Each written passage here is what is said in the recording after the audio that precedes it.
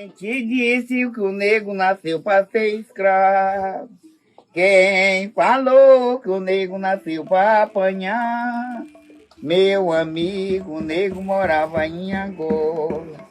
Camarada, o negro era rei de lá.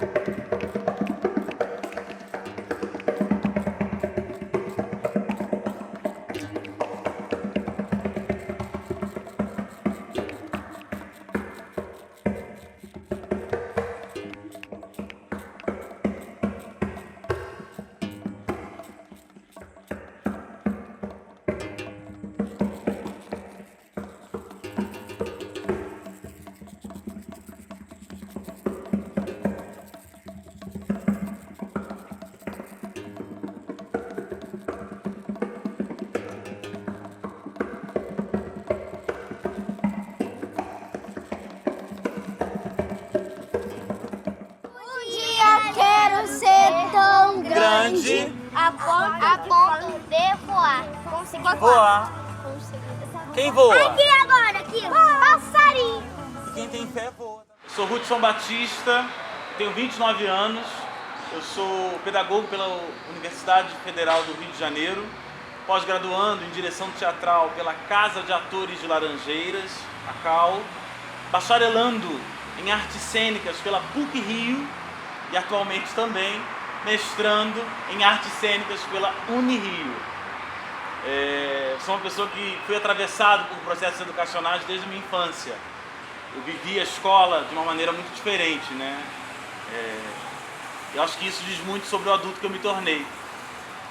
Eu sou condomlecista, né? E eu percebo que foi um processo ali que foi se coadunando, foi se dialogando, foi se fazendo em relação, né? Mas o que isso quer dizer? Quer dizer o quê? Que no momento em que eu me descubro compreendendo mais a minha ancestralidade, as minhas questões orais, até mesmo nas práticas, às vezes, nos ritos religiosos, que eu percebo como a minha ancestralidade ela bate a porta de uma maneira diferente, o meu trabalho ele se repensa. É o momento onde eu, ali no período da graduação, encontro com os valores civilizatórios afro-brasileiros, né? E dentro dos valores existem a religiosidade, a memória, a oralidade, a ludicidade. A gente tem a ancestralidade, como eu já falei, né? Estou citando bastante. A gente tem também a musicalidade, que é um dos pontos também muito, muito importante.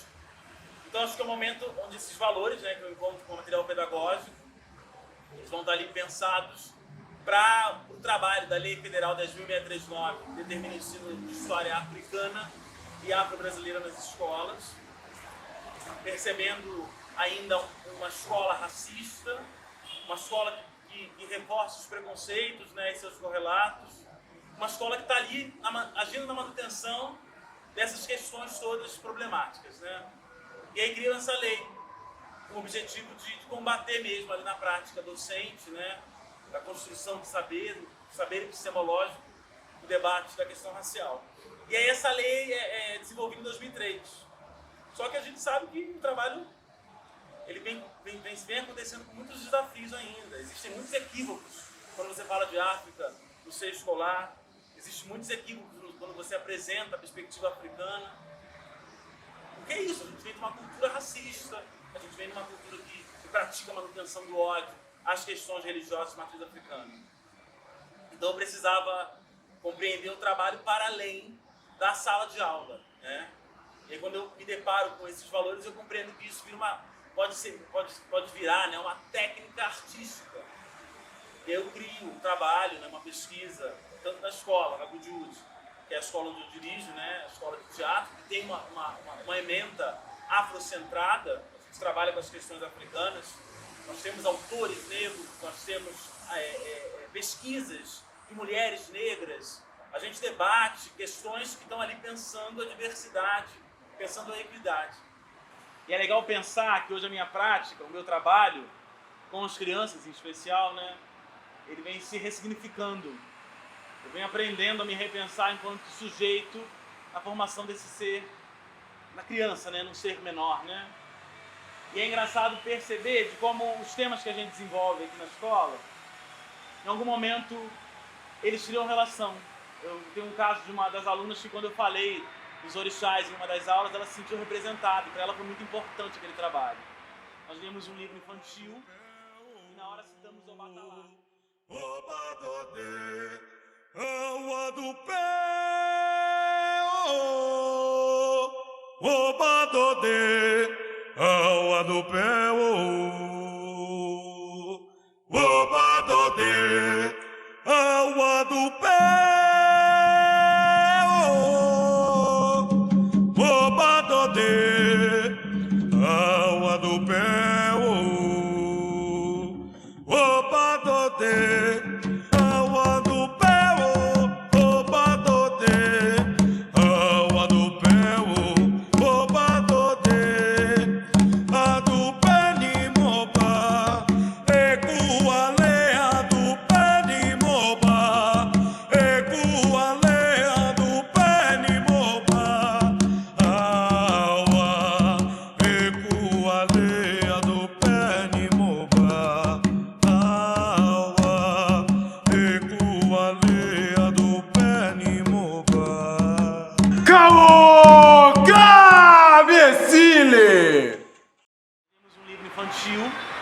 E na hora citamos o Obatalá. Para ela aquilo foi muito importante, porque ela se viu presente ali, né? Se viu possível, né? Depois ela me relatou de que isso quase nunca acontece nos lugares, nas escolas por onde ela passou. E aqui na Goodwood o trabalho foi diferente, porque a gente acabou debatendo, discutindo sobre essa temática, e isso fez ela se sentir muito bem, né? De outro caso, a gente percebe também as crianças, né, muito mais receptivas a compreender certos temas que a gente considera sensíveis, para tocar às vezes com um adulto, para falar às vezes numa roda familiar, né? Porque a gente sabe que o mundo as pessoas elas ficam por compreender e dificultam demais alguns processos.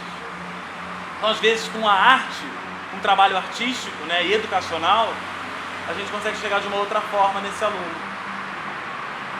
Um outro caso também que me marca muito é quando a gente desenvolve um trabalho com algumas escolas e mesmo assim, mesmo reforçando a ideia de que o nosso trabalho não é um trabalho que é religioso, tá? Ele não vem como um dogma religioso nesse contexto, mas mesmo assim, as pessoas quando a gente cita as questões de África, as questões de africanidade, os valores afro-brasileiros, como as pessoas não compreendem eles. não compreendem e não percebem o quanto esses valores eles são fundamentais para o trabalho que a gente desenvolve na vida. E aí a gente não consegue compreender de como esse histórico racial, até o momento da morte desse jovem, nas periferias, nas comunidades, pela polícia, por uma questão equivocada de às vezes uma briga de trânsito, ou na favela, a gente não consegue perceber de como esse histórico racial, né, está marcando a vida de nós, pessoas pretas. Nós sujeitos, sujeitas, sujeitos pretos, né? Então se a gente não toma para si essa responsabilidade, não toma para si esse antirracismo, mas como uma frente de vida, como um compromisso social, fica mais difícil, né? Então é um pouco por aí que eu venho refletindo na minha prática, venho pensando no meu trabalho, venho engajando esses meninos, meninas, né? Essas crianças, mas porque eu acredito muito no outro ainda, eu acredito muito na esperança, eu acredito muito que você, pela arte, constrói sujeitos mais sensíveis, né? Pela arte a gente consegue transformar a sociedade. Transformando a sociedade, a gente tem um mundo melhor, né? A gente tem histórias melhores, a gente tem trajetórias de protagonismo melhores. Então, quando eu olho para uma criança como essa que está hoje comigo, que chega hoje aos 4 anos de idade, e vejo que às vezes podem se passar 5, 6 anos, ela está com uma outra mentalidade, uma outra consciência, é uma oportunidade de fazer diferente, né? Da infância que eu tive, por exemplo, da infância que os meus pais tiveram. Eu venho de uma família de pessoas pretas, mas dentro desse universo eu não fui preparado racialmente. Isso só acontece quando eu vou buscar fora, quando eu vou buscar em grupos de movimentos negros, né? Uma busca particular, uma busca pessoal minha, de me entender no mundo, de me entender como sujeito no mundo, de me entender como sujeito ativo, que transita pela cidade, que circula pelos espaços, que vive de arte, que acredita muito no potencial da arte, acredita muito na arte que faz e acredita na transformação. Então um pouco disso, assim, da força do meu trabalho, pensando sempre a minha ancestralidade, a minha religiosidade, quando aparece o homem de Ogum, né? Eu sou o homem dos caminhos. Ogum é meu pai.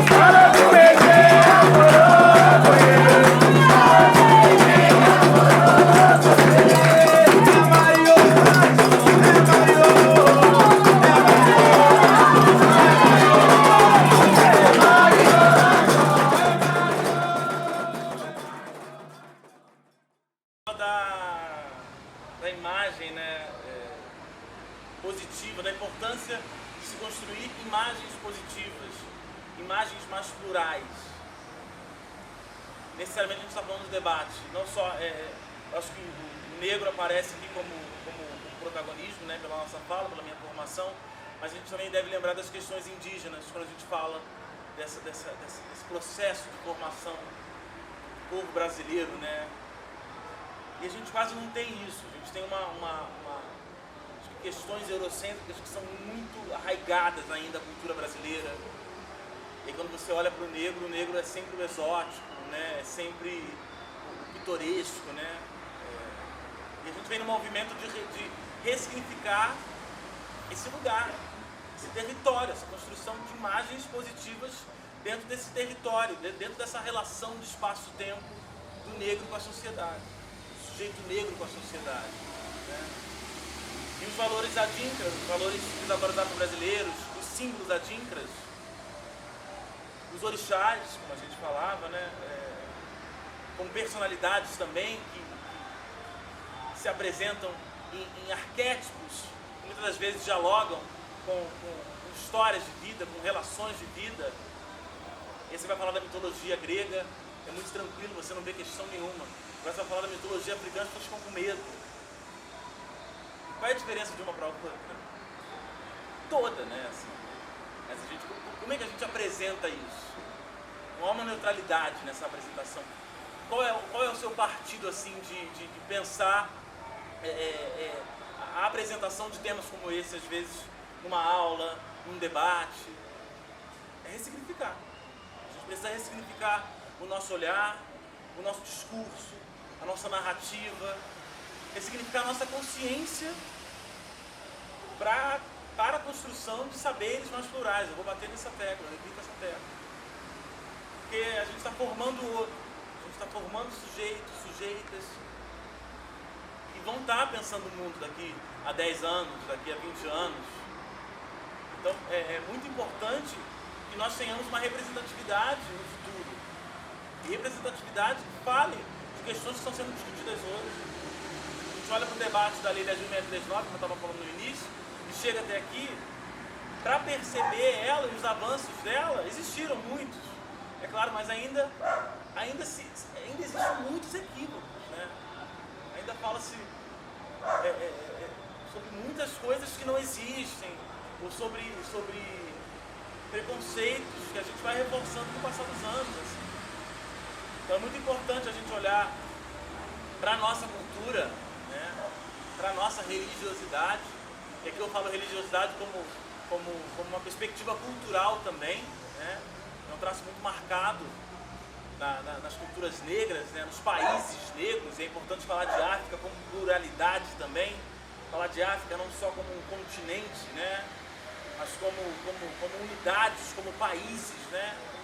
Mais de 50 países no continente enorme, formador da humanidade, formador do mundo, né? O processo da diáspora africana também, esse espalhamento das populações negras pelos territórios, pelos continentes, mundo afora. Essa semana eu pesquisava, né? E essa percepção que a gente tem muito do negro, né? Nós somos hoje, o Brasil é o país, depois da África, é o país que mais tem negros no mundo, né? Mais da metade da população brasileira é composto de pessoas negras. E a cada 23, 25 minutos o jovem negro morre. Então é muito surreal isso, né? É uma conta que não fecha. É uma conta que a gente precisa refletir.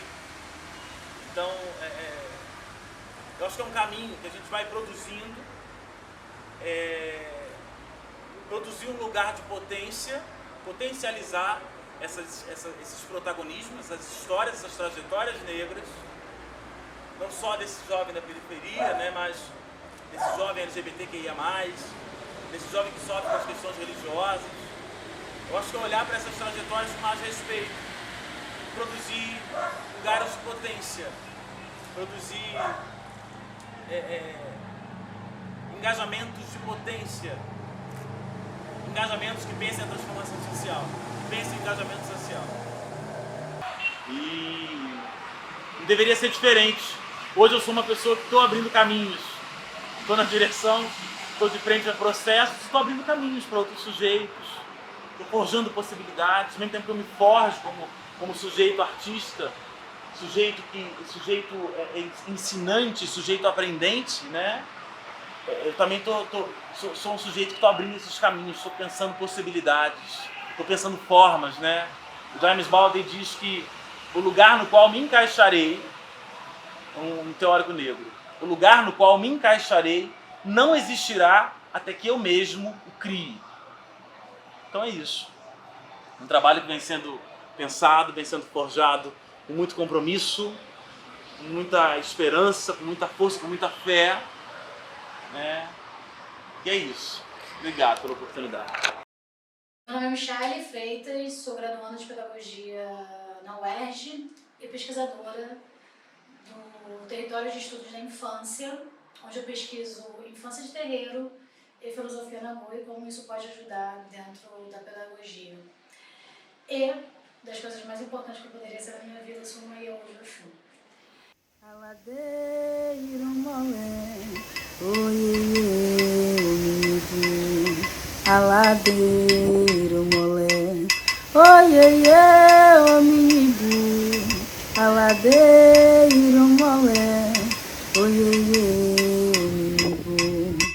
aladeiro molé, aladeiro molé. Oiê, ô minibu, aladeiro molé.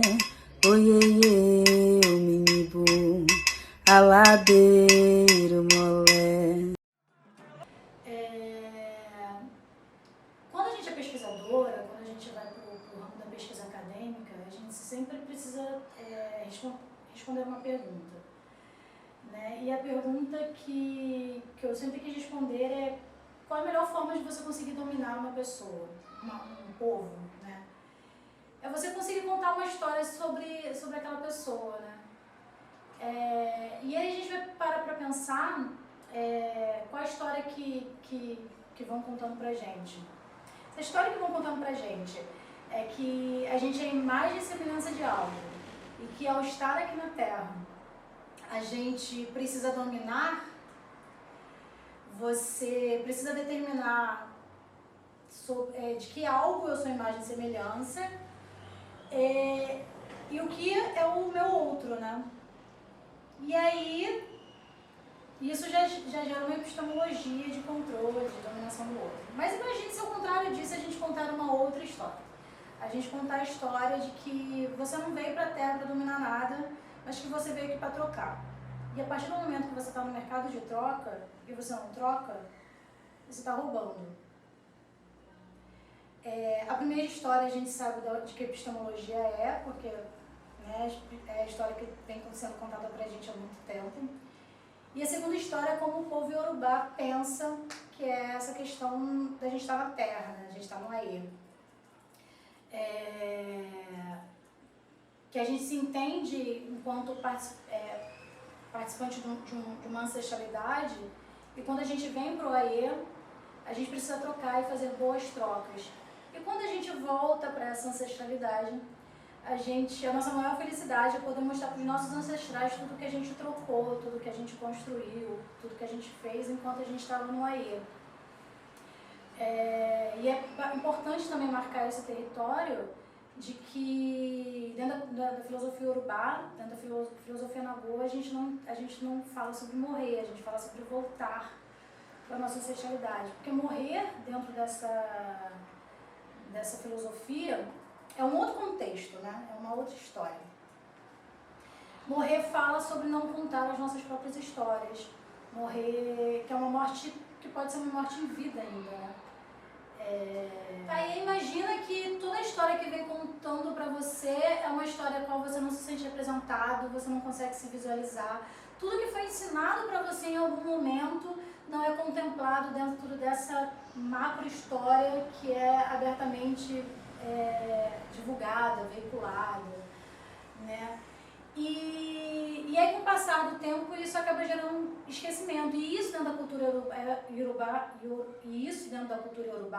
é o que a gente entende como morrer, né? É ser esquecido, não mais ser lembrado, né? Dentro desse contexto. Dentro do Ocidente tem essa história a gente tem essa imagem de perfeição que a gente precisa alcançar, né? De nunca errar, que é muito viabilizada pela questão do herói, né? Que é totalmente inalcançável, vamos combinar? Não dá para alcançar. E a gente banaliza o erro, a gente fala que o erro é sobre inadequação, inclusive isso acaba afetando também os processos de alfabetização. Por mais que eu tenha uma vivência de terreiro desde a minha infância e hoje seja uma educadora dentro de um terreiro, e a gente saiba que esses dois locais estão em choque constantemente, desconstruir essa imagem de que o Descartes criou é tanto quanto cansativo, assim. Eu prefiro fortalecer essas imagens que estão aqui com a gente, assim, que a gente tem esses referenciais, né? E aí é bastante complicado, porque, por exemplo, eu dou aula para crianças que, ao passar por um processo iniciático e ao voltar para a escola, elas foram tacadas no lixo. E a professora achava que era muito mais interessante chamar a mãe desse aluno que foi tacado no lixo do que chamar a mãe das pessoas, das crianças que foram tacadas no lixo. E a culpa é das crianças, a culpa não é das crianças, a culpa é da professora, dos pais, da intolerância religiosa, da grande mídia, do epistemicídio, né? Recentemente o carnaval da gente teve uma questão de ancestralidade muito grande, né? Reproduzindo a fala de uma das pessoas que quem fez o carnaval desse ano foram os orixás, e eu concordo com isso. Com todas as questões que isso pode acarretar. E um caso muito específico foi o caso da Grande Rio, onde homenageando Exu, e eu tenho uma irmã de santo que é uma criança, né, uma adolescente, que inclusive está fazendo aniversário hoje, é de Exu também, e a felicidade que ela sentiu ao se sentir finalmente representada, né? Por mais que eu ache que isso é um grande avanço, por mais que eu fique feliz que isso é um grande avanço, né, a gente sabe que existem episódios de intolerância religiosa e que isso afeta a autoestima, a imagem que essas crianças têm, né, de uma forma geral. Mas pelo menos a gente está começando a discutir e a gente precisa ter mais acesso e fazer valer a lei mesmo, né? De ter esses acessos culturais, acesso dessas informações para o sistema educacional mesmo. Tem o Oreki de Orumilá, que ele fala que total conhecimento de si é vitória, não ter total conhecimento de si é derrota. Em um momento ele fala que ter total conhecimento de si é ser perfeito. Em um momento ele fala que ter total conhecimento não ter total conhecimento de si é derrota. Ter total conhecimento de si é saber quais são os meus limites. E tá tudo bem também ter limite, né? Saber as minhas vulnerabilidades, saber as minhas potencialidades, saber, olha, isso eu sou muito boa fazendo. Isso também evita de você também pegar a demanda do outro, né? Porque tem muita gente que gosta de fazer projeção, né? Nossa, porque você é desse jeito. Não, eu não sou. Isso é seu e aí você carrega pra você. Né? Tá tudo bem também você achar que eu sou desse jeito, porque eu não sou. Mas isso também não é estático. Nada é estático dentro da cultura urubá. Né? Tudo tá muito em movimento. E é por isso que esses lugares de caixinhas, de que, olha, ser mulher é isso, ser homem é isso, ser criança é isso. Eu ainda vou fazer 1 ano de santo, né? Então eu dentro da minha casa sou uma criança, né? Essa mulher maravilhosa aqui, aquela coisa. Eu sou uma criança, então tudo é em cima de um movimento, tudo contém Exu, de ser essa coisa que não é muito estática. Quando é muito estático, quando é muito flexível, a gente pode até questionar se isso não é muito um conceito ocidental de se estar no mundo. O constante movimento dessa... Acho que a cultura iorubá é isso, é um constante movimento, tanto para você enquanto pessoa, para você enquanto Iaô de qualquer orixá que você se inicie.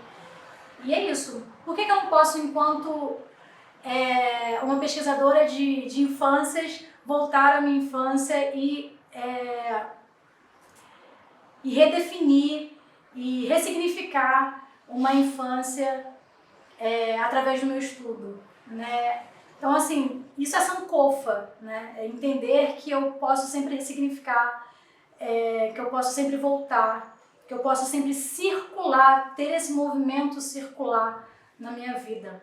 Essas coisas estáticas que gostam de falar assim, olha, você é mulher, você é homem, você é cis, você é trans, você é criança, você é adulto, você é velho, você é isso, você é aquilo, isso é muito ocidental. E se você cabe nessas caixinhas, se você se sente confortável nesses rótulos, eu acho que talvez você precise entender algumas outras epistemologias. Como eu gosto de subjetivar o mundo sempre através da cultura iorubá, quando a gente pensa nesse ideal civilizatório, pessoas que não são do terreiro, ou pessoas que estão aprendendo, né, enfim, sempre vão questionar algumas coisas. Por exemplo, a sociedade iorubá é uma sociedade que tem um princípio civilizatório, né? Ela é uma sociedade que ela dominou boa parte do continente africano. Ela tinha essas missões de levar a civilidade, né? A civilização mas na questão tecnológica. Inclusive, quem fazia isso era Oxaguian. E eu adoro quando vocês acham que Oxalá é o cara, né, super de boa. Ele até é, mas ele era o cara responsável por essa missão civilizatória. Porque é uma maneira de se estar no mundo, é uma maneira de se comportar, né, de pensar o mundo. E seguindo o exemplo de Oxaguian ou da cultura iorubá, a gente precisa entender que a gente pode tá se referenciando, né, nessa divindade, né, de levar a tecnologia, falar sobre nossos orixás é levar a tecnologia ancestral, falar sobre essa outra forma de ver o mundo, essa outra forma de pensar o mundo, é sim uma atividade heróica, se a gente for usar essa palavra, e é sim estar a serviço de um ideal civilizatório que existe há mais de 10 mil anos. Eu acredito piamente nisso. Eu acredito que ser educador, afrocentrado, ser um educador de terreiro, que dentro da academia desbrava esse local, também estar fazendo essa missão de levar civilização. Então eu acho que pode ser. Posso ser uma super heroína de amarelinho. Fofo, né? Meu nome é Adriana Galucho, sou formada em Letras, Português e Literaturas e especialista em língua portuguesa.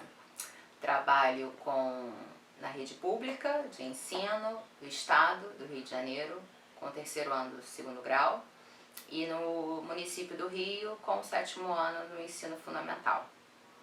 Minha prática de ensino mudou a partir do momento em que eu me reconheci negra, isso tem bem pouco tempo, porque eu não tive referências, né, quando mais nova. Você só vê a imagem, né, e os meus alunos também se deparam com essa mesma imagem nos livros didáticos dos negros, sempre a imagem do escravizado, do açoitado, e ninguém quer ser o oprimido. E você não se vê representada na mídia, você não se vê representada comercialmente, né? Não há produtos para você. Eu estou em transição capilar pela pandemia, foi muito tempo sem poder ir ao salão, sem relaxar o cabelo, porque sempre estava acostumada que meu cabelo era ruim e ele tinha que ser domado, né? Tinha que ser disciplinado. Os shampoos, os cremes de pentear dizem isso pra você o tempo todo. Então, assim, foi um processo de conhecimento, aos poucos, tendo contato com outras pessoas, vendo outras referências finalmente na mídia. Como eu disse, nunca tive referências, né? A nossa boneca, a Barbie, era loira, branca.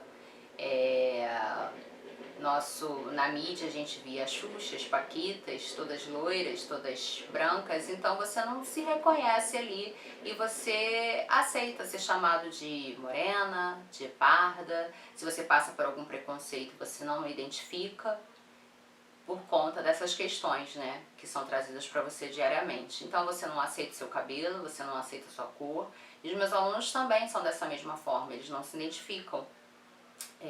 Sempre é falado do negro para eles na Consciência Negra, 20 de novembro. E aí a gente faz aqueles trabalhos de reconhecimento de celebridades, em que eles trazem cantores, poucos artistas, né, de novela. Agora a gente tem uma representatividade maior, né, eles conseguem se ver mais, mas antes não. E no último ano a gente teve que fazer novamente esse trabalho, e os meus alunos, e eu não queria novamente ficar pegando só celebridades, trazendo alguns escritores, né, trazendo outras formas de conhecimento que eles desconhecem mesmo, que eles não têm, não são passados para eles, não têm acesso. Então eu fiz a seguinte pergunta para eles, né? Quem se reconhecia, se eu fizesse um questionário, quem é que me identificaria como negro, se diria, né? Colocaria no questionário que era negro. E poucos levantaram a mão. Eles acham que são brancos, né? Ou que são morenos, são pardos, mas não são negros. E aí quando eu falei para eles que eu sou negra, e eles se assustaram. Mas a senhora é mais clara do que eu. E eu falei, não, eu sou negra. Olha o meu cabelo é crespo, olha a minha cor, olha as minhas feições. E eles começaram a se identificar e começaram a se reconhecer também. E eu acho que eles param para pensar, poxa, se a professora diz que então, né, eu posso dizer que eu sou também. E aí já teve uma mudança, né, quando a gente começou a falar dessas questões e perguntar mesmo, né, quantos médicos, quantos advogados eles veem, né, pessoas negras, quantas vezes eles foram consultadas por essas pessoas negras e eles não reconhecem. E nessa aula mesmo, no final da aula a gente já teve uma mudança, porque outros já levantaram a mão, né? Aqueles que não se reconheciam passaram a se reconhecer. E hoje eu vejo também que eu sou referencial para os meus alunos, para as minhas alunas, né? Elas já falam, nossa professora, seu cabelo é bonito, como a senhora é bonita. E isso para elas é uma representatividade. Uma mulher negra, né, estando ali à frente, dando aula, e é uma posição que elas podem chegar também, né, através do conhecimento. Elas são sempre colocadas sem perspectiva, sem referencial, porque falta essa representatividade, falta essa imagem e falta essa aproximação. Fica muito longe, muito distante, só aquele artista, só aquele cantor, só aquela jornalista, né? Faltam pessoas palpáveis para eles. Eu sou de uma família de formação católica, tinha muito preconceito com as religiões de matrizes africanas, eu tinha medo. E depois encontrei uma pessoa, né, que é meu noivo, que é de matriz africana, de religião de matriz africana, e a gente conversa muito sobre isso. E isso foi também abrindo, né, os meus horizontes, a minha visão para aquela questão. E hoje eu vejo isso tudo também de uma forma muito diferente, né. E os meus alunos, eu percebo que eles têm essa vergonha de dizer que são da Umbanda, do Candomblé. Eu sinto acuados, assim, quando a gente fala a respeito disso em sala de aula. Eles têm vergonha de dizer qual é a religião deles, né? E isso é muito complicado, porque é uma experiência da família, é um conhecimento que a família traz, e ele sente vergonha de falar isso para os colegas. Há pouco tempo, nós tivemos que trabalhar literaturas indígenas e africanas, e não sabíamos trabalhar com isso. Não tive essa formação, eu tive literaturas portuguesas e brasileiras. Não tive nenhum contato com esse tipo de literatura, então eu venho conhecendo mesmo no material. Mas o material não me agradava, nunca senti afinidade com aquele material para trabalhar. E agora, nesse último ano, a prefeitura disponibilizou as apostilas, né, como sempre faz todo ano, e eu vi um trabalho muito bacana, os textos, a temática, falando mesmo da religião de matriz africana, que é o que meu aluno também conhece, né, reconhece. E ao perguntar, né, a gente estava trabalhando várias palavras africanas, e eu perguntei quais eles conheciam, né, e muitas a gente fala e eles nem sabem que são de origem africana. E tinha lá, né, os orixás, Exu, Xangô, e quando eu perguntei, eles falavam, mas falavam baixinho, sabe? E aí um aluno que não sabia, professora, mas Exu, eu falei, Exu é um orixá. Aí quando eles perceberam, a professora conhece, a senhora conhece? Eu falei, conheço. Mas eu sempre explico que tenho uma formação católica. É para mostrar, né, que cada um tem a sua religião e que ninguém tem nada com isso. Cada um faz a sua escolha. E é uma questão mesmo do conhecimento que a gente tem, da família que a gente tem. Eu sempre passo para eles: se você nascesse numa família católica, será que você seria evangélico? Se você nascesse numa família que é umbandista, será que você seria católico? Então, assim, é muito da nossa formação familiar, né? E eu senti muitos alunos acuados em falar que conhecia, né? E a partir do momento que eu falei que eu conhecia determinado orixá e que eu expliquei um pouco e que peço a palavra para eles também, tô certa, se falar alguma coisa você me diz e tal, e eles começaram a crescer dentro de sala de aula, sabe? A se sentir representado, a se sentir visto. Isso é muito importante, né? Porque falando de representatividade, meu grande herói sempre foi meu pai. Aquele que me ensinou o que é mais importante, né? Que é a família, a educação, o conhecimento e ser ético, né? E é uma outra representatividade palpável na minha vida. Então, assim, o que a família ensina para eles, o que a família representa para eles, se eles não podem expressar ali com os colegas, né? Eles vão achando que a prática é errada, a religião é errada, e mais uma vez você é o oprimido, você é aquele que não tem voz, é aquele que tem vergonha e tem que se esconder porque os outros não te aceitam. Bom, eu acho que o professor ele tá ali também numa questão de autoridade, né? Então, assim, por mais que os alunos tenham alguma coisa contrária, eles não expressam dessa forma tão agressiva. Por isso que ali é o momento de você disseminar acabar com qualquer tipo de preconceito, explicando. Então, assim, aqueles que vão falar da religião e achar meio estranho e utilizar como termo pejorativo, é da macumba, mas por isso que você está ali também numa posição, né, até de educador e de conhecedor, de passar para eles e desmistificar tudo isso. Até se eu falei que eu quando nova também, eu também tinha preconceito, eu também tinha medo, então é algo que todos foram criados assim, dessa forma, né?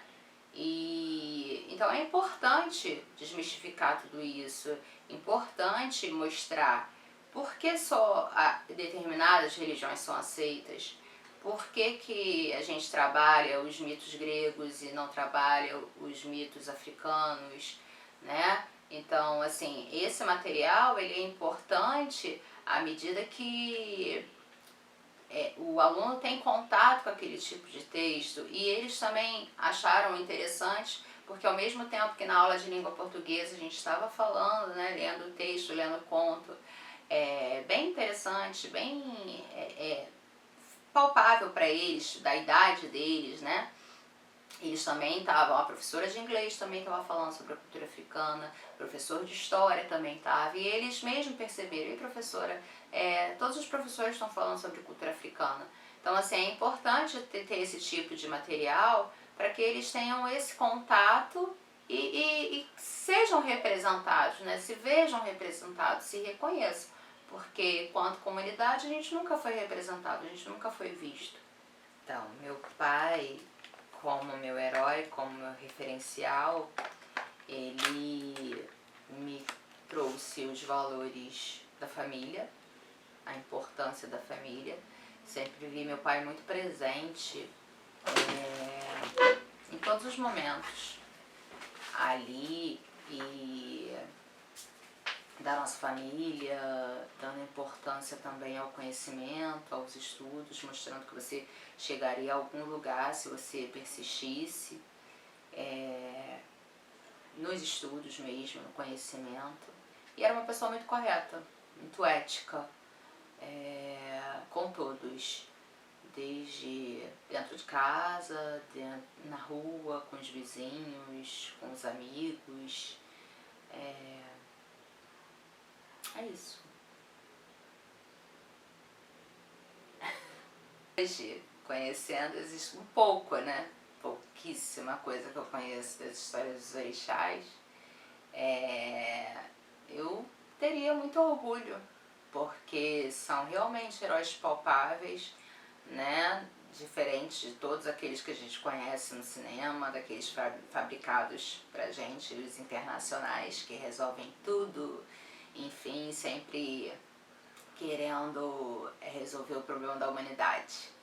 E assim, eu acho que a gente é humano e a gente resolve pequenos problemas e até resolvendo outros, né? Primeiro ali dentro da família, orientando, cuidando, defendendo. Então isso eu acho que é o mais próximo mesmo que a gente pode reconhecer e... Sendo negro. Sendo negro. Uma última aula que eu falei para os alunos, eu não lembro quem falou isso, né? Mas é uma frase que para criar uma criança, para se cuidar, educar uma criança precisa de uma aldeia. E eu estava falando exatamente isso, sobre essas referências, né? De que dentro da cultura africana, da cultura indígena, né? A criança não é responsabilidade só da mãe, ela é responsabilidade da tia, do avô, do vizinho, enfim, de toda aquela comunidade, né?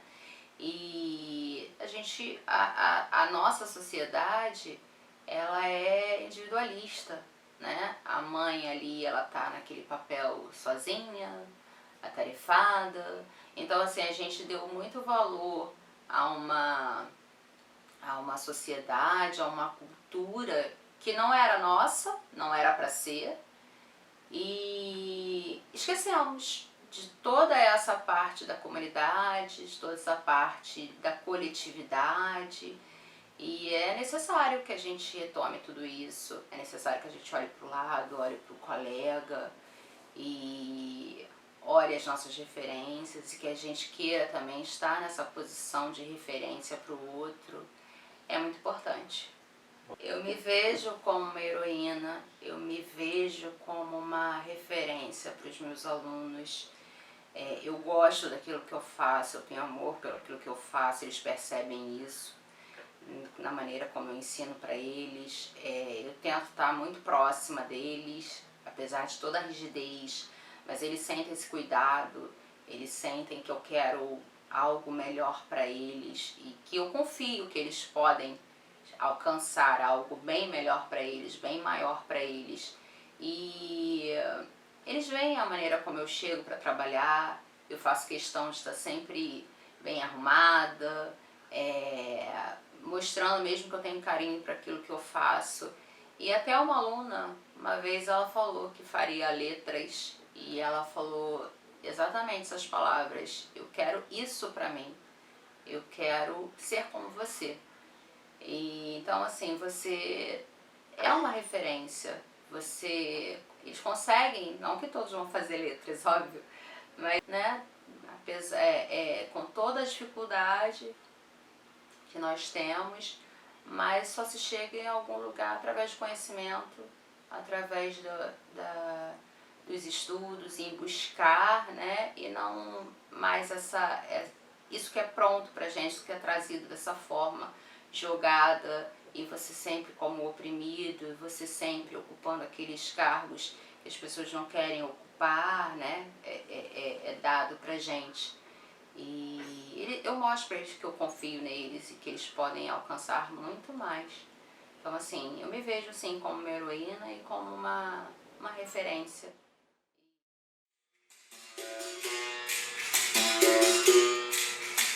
Dona Isabel, que história é? Dona Isabel, que história é essa? De ter feito a abolição, de ser princesa boazinha, que libertou a escravidão. Eu tô cansado de conversa, eu tô cansado de ilusão.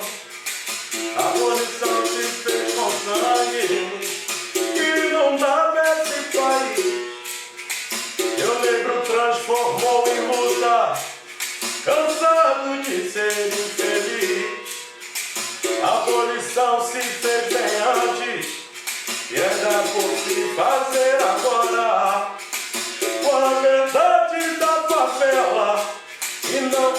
mentira da escola.